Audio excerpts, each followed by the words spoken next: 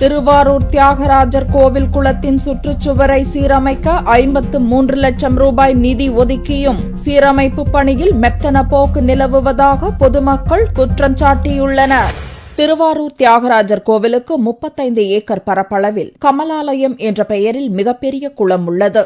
இக்குளத்தின் மேற்கு பக்கம் உள்ள சுற்றுச்சுவர் கடந்த அக்டோபர் மாதம் பெய்த மழையால் இடிந்து விழுந்தது. இதனால் கும்பகோணம் செல்லும் பிரதான சாலையில் போக்குவரத்து முற்றிலும் பாதிக்கப்பட்டது. இந்த குளச்சுவரை சரி செய்ய 53,50,000 ரூபாய் நிதி ஒதுக்கப்பட்டுள்ளது. நிதி ஒதுக்கி 7 மாதங்கள் கடந்த போதும் கமலாலய குளத்தின் இடிந்து விழுந்த சுவரை செப்பனிடும் பணி இதுவரை துவங்கவில்லை.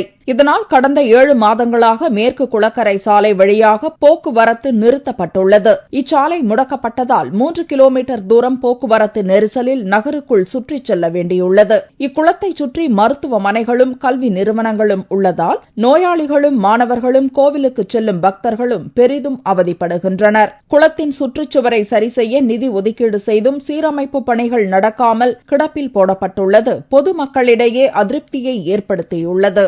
இருக்கிற பிரதானமான இந்த கமலாலயம் திருக்குளத்தில் இருக்கிற அந்த சுற்றுச்சுவர் இடிந்து கிட்டத்தட்ட பாத்தீங்கன்னா ஒரு 6 மாத காலமாக அந்த சுவர் இடிந்த நிலையில இருக்கு. அதற்காக கிட்டத்தட்ட 53 லட்சம் ரூபாய்க்கு மேல ஒதுக்கப்பட்டும் ஆனால் இன்னமும் அந்த பணிகள் தொடர்ந்து நடைபெறல.